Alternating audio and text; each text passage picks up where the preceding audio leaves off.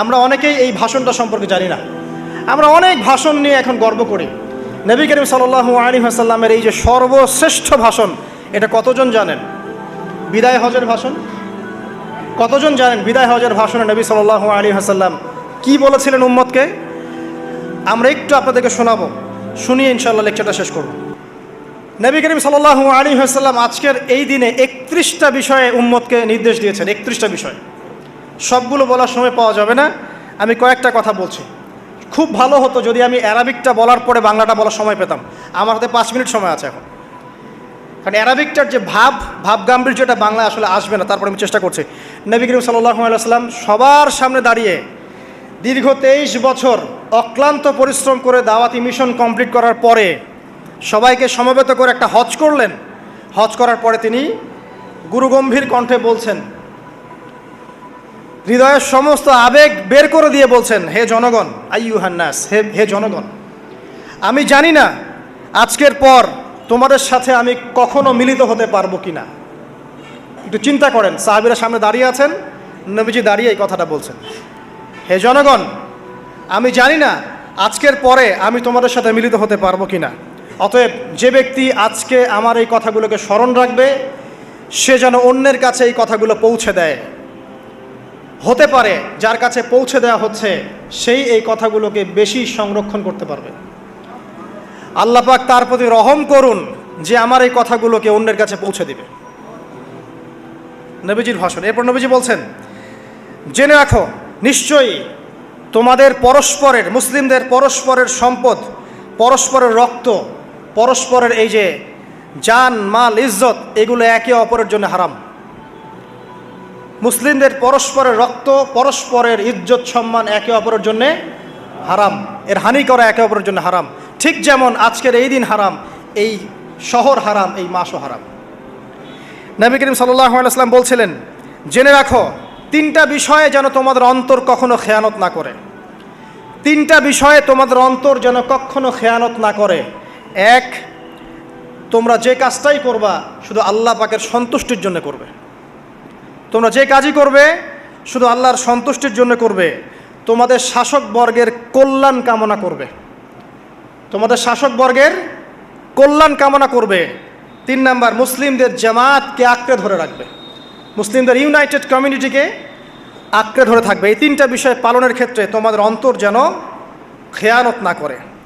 এদিন সূর্য ঢলে যাওয়ার পরে নবী সাল্লাল্লাহু আলাইহি ওয়াসাল্লাম আরও বললেন, শুনে রাখো হে মানব জাতি, এটা ভালো করে শোনেন, শুনে রাখো হে মানব জাতি, নিশ্চয়ই আমি মুহাম্মদ সাল্লাল্লাহু আলাইহি ওয়াসাল্লাম জাহেলি যুগের যত কুপ্রথা আছে সমস্ত কুপ্রথাকে আমার পায়ের তলে পিষ্ট করে গেলাম। জাহেলি যুগে কী ছিল ভাই? শিরিক ছিল, সুদ ছিল, মাদক ছিল, নারীর অবমাননা ছিল, কন্যা সন্তানকে দাফন করা হতো, রক্তক্ষয়ী হানাহানি মারামারি কাটাকাটি ছিল। এগুলো সব কিছুকে আমি আমার পায়ের তলে দাফন করে গেলাম। এটা কি দাফন হয়েছে? তিনি বলছেন, নিশ্চয়ই আমি জাহেলি যুগের সুদকে আমার পায়ে তলে পিষ্ট করে যাচ্ছি। সর্বপ্রথম যার সুদ আমি পিষ্ট করছি তিনি হচ্ছেন আব্বাস ইবনে আব্দুল মুত্তালিব, আমার চাচার সুদ। নিজের পরিবার থেকে দৃষ্টান্ত স্থাপন করলেন।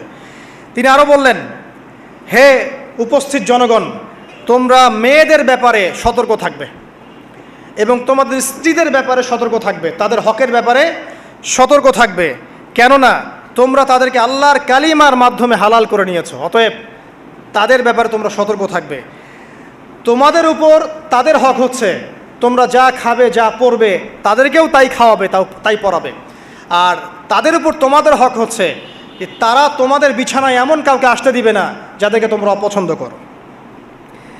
নবী করিম সাল্লাল্লাহু আলাইহি ওয়াসাল্লাম আরও বলছেন, এই দিন আইয়ুহান নাস, হে মানব জাতি, তারাকতু ফিকুম আমরাইন, জেনে রাখো আমি তোমাদের সামনে মাত্র 2টো বস্তু ছেড়ে গেলাম। কয়টা বস্তু? লান তাদিল্লু মা তামাসসাকতুম বিহিমা, তোমরা কোনোদিন পথভ্রষ্ট হবে না যতদিন এই 2টা বস্তুকে আঁকড়ে ধরে থাকবে। কিতাব আল্লাহ, আল্লাহর কিতাব, ওয়া সুন্নতি নবীহি, এবং তার নবীর সুন্নাহ। তিনি আরও বললেন, আল মুসলিম, জেনে রাখো প্রকৃত মুসলিম সে ব্যক্তি, মান সালিমাল মুসলিমুনা মিন লিসানিহি ওয়া ইয়াদিহি, যে ব্যক্তির হাত এবং জবান থেকে অন্য মুসলিম নিরাপদ থাকে সেই ব্যক্তি হচ্ছে প্রকৃত মুসলিম।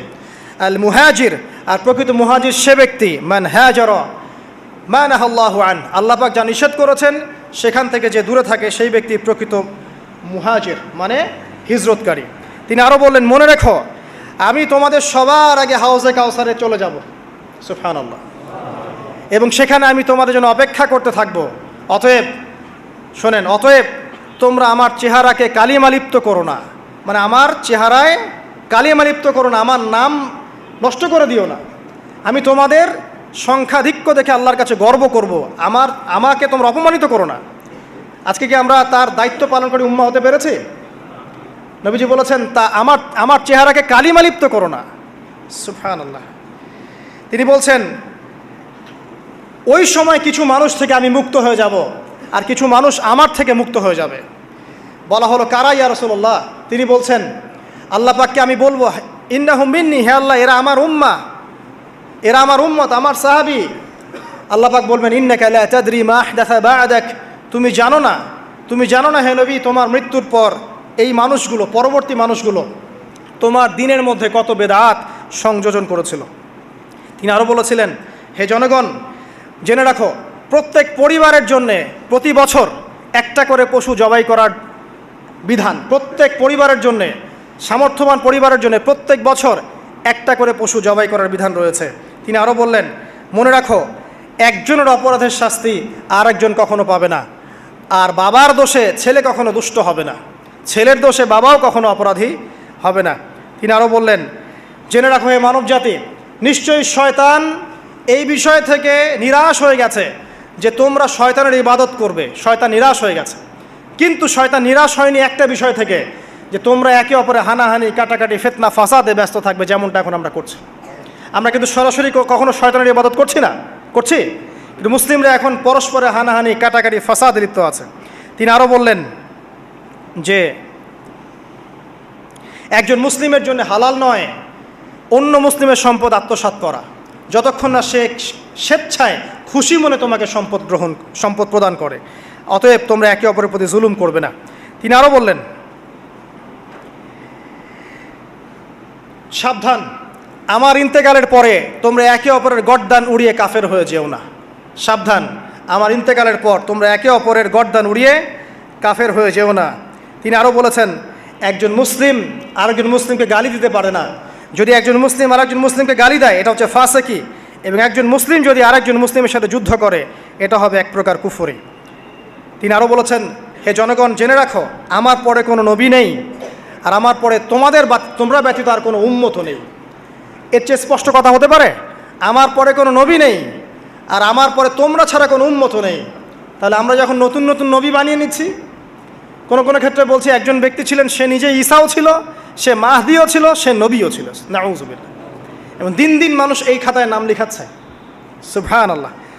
সর্বশেষ তিনি বললেন যে যদি তোমাদের উপরে, হে মানব জাতি জেনে রাখো, যদি তোমাদের উপরে একটা নাক কাটা কালো কুৎসিত কোনো আমির বা শাসকও চলে আসেন, এবং সে যদি তোমাদেরকে আল্লাহর রাস্তায়, আল্লাহর কিতাব সুন্নাহ অনুযায়ী পরিচালিত করেন, তোমরা অবশ্যই তার আনুগত্য করবে, তার বিরুদ্ধে বিদ্রোহ করবে না, তার আনুগত্য করবে।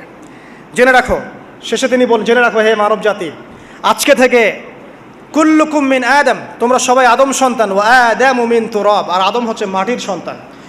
আরবের উপর অনারবের, অনারবের উপর আরবের, সাদার উপর কালোর, কালোর উপর সাদার, লালের উপর কালোর, অথবা কালোর উপর লালের কোনো রকম প্রাধান্য নাই, ইল্লা তাকওয়া, শুধু তাকওয়া ব্যতীত। যে ব্যক্তি বেশি মুত্তাকি, সে আল্লাহর কাছে বেশি মর্যাদার অধিকারী হবে ইনশাআল্লাহ তাআলা। সর্বশেষ তিনি আঙ্গুলটা উঁচু করলেন, নিজের শাহাদাত আঙ্গুলি উঁচু করে আকাশের দিকে তাকালেন, এরপর জনগণের দিকে তাকালেন, তাকিয়ে বললেন যে তোমাদের ব্যাপারে, হে জনগণ, তোমাদের ব্যাপারে আমাকে আল্লাহ জিজ্ঞাসা করবেন, ফামা আনতুম কাইলুন, তোমরা ওই সময় কি বলবে আমার সম্পর্কে?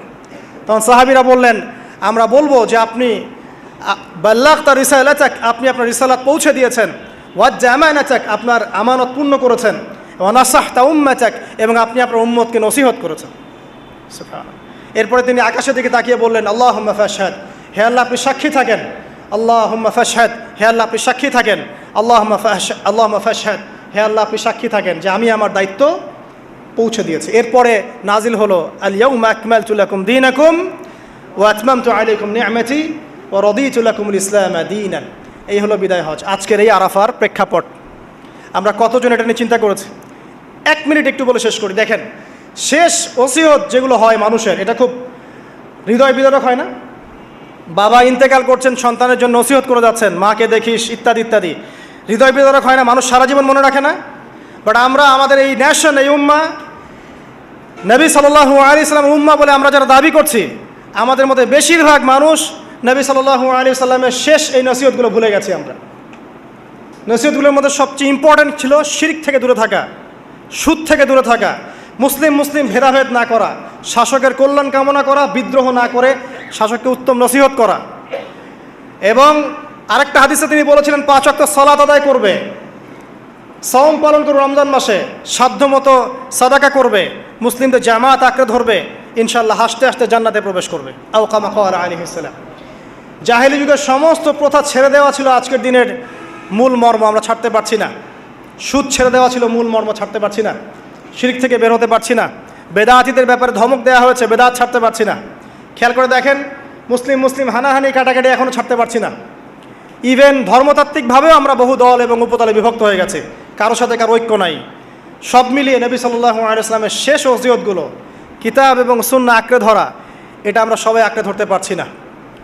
আজকের এই দিবসগুলো এই জন্যই আল্লাহ পাক বারবার ফিরিয়ে দেন, যাতে করে এগুলো নিয়ে আলোচনা হয়, আমরা এগুলো জানতে পারি এবং আমল করতে পারি, এই চেতনাগুলো লালন করতে পারি, নিজেরাও শিখি, পরিবারকেও শেখাই, আগামী প্রজন্মকেও শেখাই ইনশাআল্লাহ তাআলা। আশা করছি ইনশাআল্লাহ আমরা যদি নাও পারি, একসময় এমন একটা প্রজন্ম আসবে যারা নবী সাল্লাল্লাহু আলাইহি ওয়াসাল্লামের উম্মার মতো উম্মা হবে ইনশাআল্লাহ।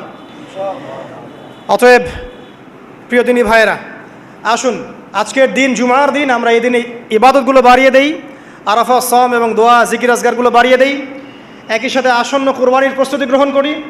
এবং আজকের দিনে, আরাফার এই দিনে হাজিদের সাথে আমরাও শরীক হয়ে আল্লাহর কাছে বলি যে আল্লাহু আকবার, আল্লাহু আকবার, লা ইলাহা ইল্লাল্লাহ, আল্লাহু আকবার, আল্লাহু আকবার, ওয়ালিল্লাহিল হামদ। এবং নবী করিম সাল্লাল্লাহু আলাইহি ওয়াসাল্লাম রেখে যাওয়া এই যে শেষ বাক্যগুলো, এগুলো সবার কাছে পৌঁছে দেই। যে ব্যক্তি পৌঁছাবে তার উপর আল্লাহ পাক রহম করবে ইনশাআল্লাহ। এবং নিজেরা আমল করার চেষ্টা করি। আল্লাহ পাক আমাদের সবাইকে নবী করিম সাল্লাল্লাহু আলাইহি ওয়াসাল্লামের আদর্শ উম্মাহ হওয়ার তৌফিক এনায়েত করুন, আমিন। আমাদের ব্যক্তি, পরিবার, সমাজ, রাষ্ট্র, শাসক সবাইকে আল্লাহ পাক হেদায়েত দান করুন, আমিন। এবং আমাদের মধ্যে আপোষে যত ইখতিলাফ, ভুল বোঝাবুঝি আছে, এগুলোকে আল্লাহ পাক নিরসন করে দিন, আল্লাহুম্মা আমিন। আকুলু কাওলি হাযা আস্তাগফিরুল্লাহ লি ওয়া লাকুম ওয়া লিসাইরিল মুসলিমিন। বারাকাল্লাহু লানা ওয়া লাকুম বিলায়াতিল হাকিম। ইন্নাহু তাআলা জাওয়াদুন কারীমুন বাররাউফুর রহিম। আসসালামু আলাইকুম ওয়া রাহমাতুল্লাহি ওয়া বারাকাতুহু।